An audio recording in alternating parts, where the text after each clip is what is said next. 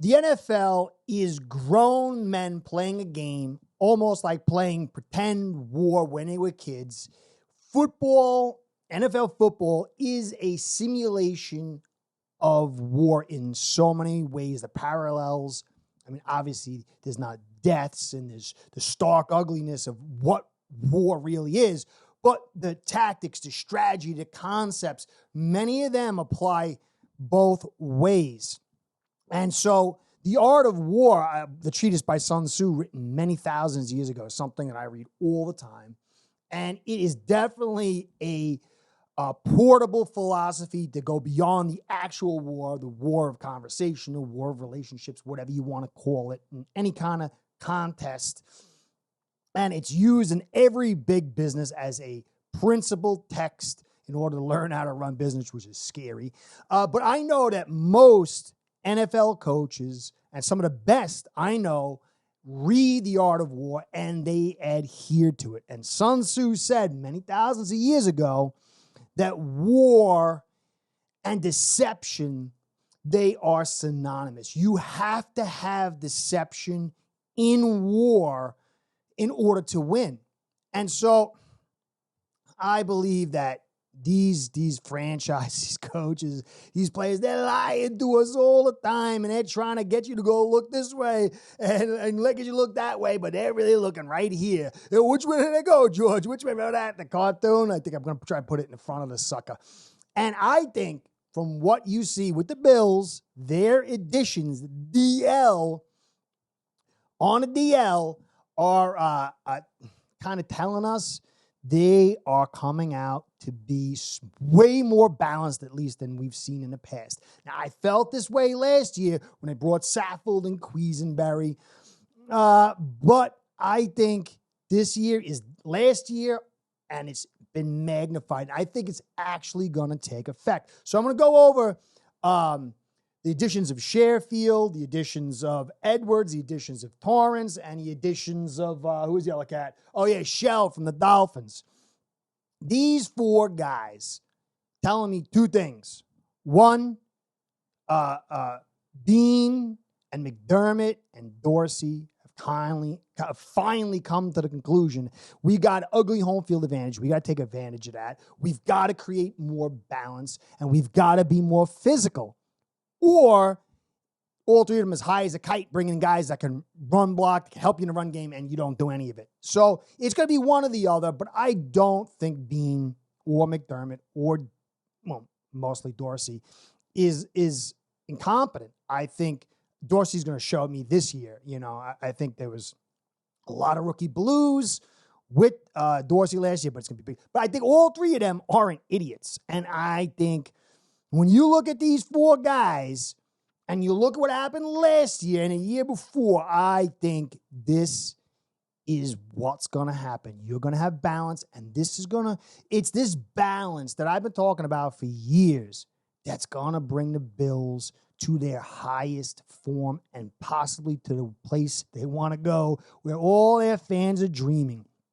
A run game, and I'm not talking 70% run or 60%, but I'm talking balance and effectiveness will take Allen and this offense, along with the rest of the team, to the places they want to go. It is such a dangerous thing if this team can run. So, before I get into all that jazz of what I'm going to talk about here, these guys and what I see happening, I just want to say thanks for stopping by, especially you Bills fans who I'm a nasty old Finn fan. You come by here to listen to me jabber, so I appreciate it. I want to give you guys a shout out and a shout out to Ace Spread, my sponsor, because without the two of you, this show ain't going down. Ace Spread's betting software is the premier white label platform for bookies to manage their players and grow their sportsbook operation. Click the link in the description below to get set up in minutes. Ask for the Curtis promo and get a special introductory discount. All right, so I got loads of stuff out there talking about how the run game will help the Bills. Allen, I think, with legitimate play action, legitimate run game, is going to be so brutal to stop. Okay? And then not the run game that's padded by him carrying the ball more than anybody. That is not the run game I'm talking about. But you got Harris in there, And it was kind of like, well, I did a podcast on day one of the draft. You got Kincaid. Some Bills fans got upset at me. Like, what are you talking about? I understand this guy can pass catch. He's going to help you in a pass catching game. But I didn't understand the rest of what you guys are going to do after that. And he's not going to help you in blocking. And you need help blocking. And so I was like, I wanted a different tight end for you guys. I've been saying tight end. Well, not many people saying tight end. I had said tight end is something you guys are going to get. 12 personnel. But the moves, Sherfield came in before, and it was interesting because he could have gone back to the Dolphins. They wanted him, but you guys offered more guaranteed money and pulled him in. I'll get into him in a minute. But then you drafted Torrance in the second round. And I was going to do some video footage on him, but I found JM Football on YouTube, and he does a Torrance video. And it's like, what more can I say? All right, just go watch JM Football, and he'll tell you, it was not much I disagreed with him. Almost, I don't know if there's anything.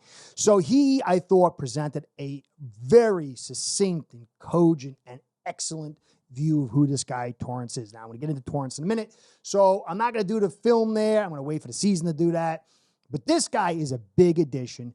This guy can run block. That's his strength. A little bit of problems in the pass pro, but that can get fixed. His hands are unbelievable when he gets his hands on you. A little bit slow-footed, needs a little development, and big guy at 330, 6'5", a little bit of a baby body. He was able to dominate in college. I think he had 23 bench reps, and he's not so big that the leverage is not, a really strong guy of that size that had quality weight would probably be in a 30 range.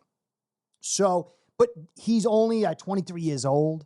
So this is a guy that you're going to see come out and be good for you this year, especially in the run game. And then he's going to get better. And he even mentioned I'd be willing to play tackle. I don't know. I don't think, maybe down the road he could. I just don't see that now. But this guy's second contract, when that body fills out and develops and gets the man strength around 26, 27, 28, 29, that's when you really peak for most guys. He's going to be phenomenal. Unbelievable pick. So I love the kid because I love Christian Wilkins from the Dolphins. Christian Wilkins is a guy that he's infectious. He's talented. His personality is infectious. He's talented. He's a leader. And I saw so many shades of Christian Wilkins' light in the persona of Torrance. He's focused, smart. He had good answers, like sharp answers. To me, that means a lot. When I interview a guy, every time I see him on film, and the guy's mumble mouth, and they can't look at a guy in the face, that concerns me. It's not always it's a red flag, doesn't mean it always. But when a guy is cogent, he's looking at you, he's sharp, he's answering, there's intelligence. And intelligence is an asset in the game of football. Focus and the ability to be a part of that conversation directly is a great sign for me, and he had all of that. Now, I know sacks in college. Obviously, the guy is good. He has a little bit of, he bites a little bit in the slow feet, just shuffle to get back into position. When he gets, you'll see JM will tell you all about it. That's where you get a little bit of weakness from him, but that can be fixed. And him to be where he's at right now physically, to anchor himself, and then to have the hands, which are critical in the NFL, this guy is a huge answer. But it's the run blocking that's his focus. So you spent your second round pick on a run blocker. Okay, in a bubble, you might say they might not still run. It might go fun and gun again. But you brought Trent Sherfield in. And if you weren't a Dolphins fan, this guy had some really big plays. He had like 3 big plays that really, and he was there. He's a hard worker. He's a leader, and he blocks really well. And when you add him into that second level, those cutback blocks, going against the grain and being there to shut a guy down, or even getting that cornerback and keeping him out on the edge, Sherfield's your guy. Good receiver, above average receiver when you add it all together. But clearly, his major asset beyond his leadership is the run blocking aspect. So that's 2 guys with the run blocking. And then, behind that, I'm going to go to the other 2 guys. You got Harris. from the Patriots, the run back. And now you got Shell. And Shell is a Dolphin. I'm going to give you the lowdown on him. And I'm going to dial in on Shell a little bit more because I think most people know what they got with Torrance and Sherfield. It's like, okay, he's a blocking receiver, pretty good quality receiver. But they add that guaranteed money to pull him in again. And so if you're pulling him in that hard, and he's like an okay, like slightly above average, maybe receiver in the receiving skills, but it's the run blocking, you have to say, man, they wanted that asset along with obviously the leadership. But Shell, he played really well for us. And he started out at left tackle and it was a disaster. Then he moved over to right tackle, and it's where he settled in. And he was one of the best players for us on that offensive line. Obviously Tehran, when he was there, he was the best. And then Connor and Hunt, and he was probably the fourth. But for what we were able to get him in there, and he is a primary run blocker. But he is good in the pass blocking department in some ways. He can absorb the bull rush. He is big, 6'5", 324, and he's built. He's real 324. He's no baby fat on this guy. And he does not get bull rushed. Now, his weakness was the double move, the outside peel and hit. He was a little slow-footed for that. When you look over his stats, he had gave up 2 sacks, 8 hits, 30 hurries, 40 pressures total. And that's a lot. You're like, oh, But if you go back and you look, his 2 games at left tackle, he had 4 hits, 8 hurries, total of 12 pressures. And those were 2 of his 3 worst games. And so if you keep this guy at right tackle, he can come in, he can help Torrance, he can help these guys. He's a veteran presence, and he's a legit player to put. I think he could beat out Brown. Now, Brown, I like Brown, but the constant passing is no good for him. He's very 6'8", 311. That's skinny. Some people say that's not his weight. Maybe he's bigger than that. You look at him, he looks a little skinny. It's going to take a little time for this guy to develop. Plus, he had the back injury last year. When you're 6'8", and you got a bad back, man, that's a lot of leverage to put pain on that back. And when you're not big, it really goes to why this guy's struggling. He's a guy that needs to be redeveloped, keep building that body, much like Torrance, but Torrance is a farther ahead than Brown. But so Brown will be there, and if you look at him, he was a little bit better run blocker than a pass blocker. And so you've got these guys coming in that would just be benefit from the run game. But then you got your offensive line coordinator, a guy that loves him, that he's really helped develop, was David Edwards. And you look at David Edwards, 6'6", about 305, left guard. But he's a run blocker. Last year, he struggled so bad. He had concussions. He really struggled, but not in the run game. This guy, you go back, look over his career, he can run block. He can run block. And he's a guy that, Cromer is going to be able to develop, and he has the relationship with them. And he's a guy who would probably be one of your best interior run blockers, not named Torrance. Or I had been saying for a while, Shell. I think Shell should cross-train at guard. I know it's more money on tackle, and maybe that's where he feels comfortable. And some people will say, he's never played guard before. He can't play. This guy's always, last year we had, Dolphins had Connor Williams, who never played center. Never. Came in, he was one of the top 5, 6 centers in the league last year. It's not as much as they tell you. It's really about, does your physical talent suit the position? If you physically have the talent to play that position, the reps, the mental reps, all that stuff gets easier. And when you move inside, the space gets condensed, and it's a lot easier than sliding inside to out. So to me, Shell could be a guy, he could really help you inside and outside and leadership. So that was my little bit on that. But you've got Torrance, second-round pick, focuses run blocking. Sherfield, you went hot and heavy to beat the Dolphins out with guaranteed money, and his primary asset beyond leadership is run blocking. You brought in Shell, big old boy whose primary asset is run blocking. You got David Edwards, who, maybe he's not noted for a run blocker, but he has been successful for years at the run blocking. And last year, his worst season, he still was excellent at it. And then you got Damian Harris on top of it. It made no sense to me last year. Oh, you also got Quisenberry back to play the tackle position, whose strength is run blocking. So last year, it didn't make any sense. You bring in Quisenberry, you bring in Saffold. I mean, Saffold is like this for a pass block and this for a run block, and he sat in pass pro sets all day. And guys, if they don't go with running a balanced running attack, and I heard Dorsey say, we're going to attack that defense. That's what you got to do. And Emilio was like, oh, he's got to pass. But then I kept thinking about it.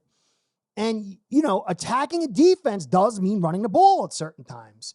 But you got Torrance, who's a big piece for you, and you want to get him comfortable. How could you make him block on draws and sit and pass protect all day like what happened last year? It'd be unconscionable. It'd be like beyond foolish. It'd be as if I dip myself in peyote, swallowed a gallon of acid, and then topped it off by smoking 10 pounds of pot and said, hey, I'm ready to coach. So I got to believe the Bills are going to at least have their most balance that I've seen in years, if not really take the run game serious this year. That's not good news for my Finns. If this offensive line comes together like I see it, and they run block like I see they can, it's going to make it far greater challenge to defeat the Bills than it has in the past. It's never been easy. This AFC East, the Patriots and the Jets, and maybe even the Bills are really getting serious on their O-line depth and their desire to attack in the run game. My Dolphins, I love them. They've added so many good pieces, but they're thin at the offensive line, and they don't look like they're serious in the run game. But they've got a very, very potent offense, and they just don't maybe need to be that much. Well, I think they do. But anyway, if the Bills get into that category of a two-threat offense, it's going to be very good for you guys. It's going to help this defense. And that's another part. This defense got rid of Edmonds. He went to Chicago. That's a lot of physicality taking out of that defense. And everybody that filled his spot now has been much lighter in the pants. If you're 3-and-out passing, score quick, and giving it back to the defense, this defense is going to get worn out. Time of possession, running the football is key to any defense, much less a defense that's kind of shrunk its size. So anyway, Bills fans, I do think this is your year to run the football. Where will that take you? I think a good place. I don't know how far, and I'm not certain if that's actually true, but it better be. Anyway, good luck this season. I'll get more coverage out to you guys. Appreciate all you do coming here to support me. Just want to say, man, I hope you guys don't run because it's going to be very tough to stop you. Hey, Kurt saying, catch you next time. Be well. See you soon. Start building your own online sportsbook today by getting signed up with acebread.com service that'll allow you to book action on sports from all around the world.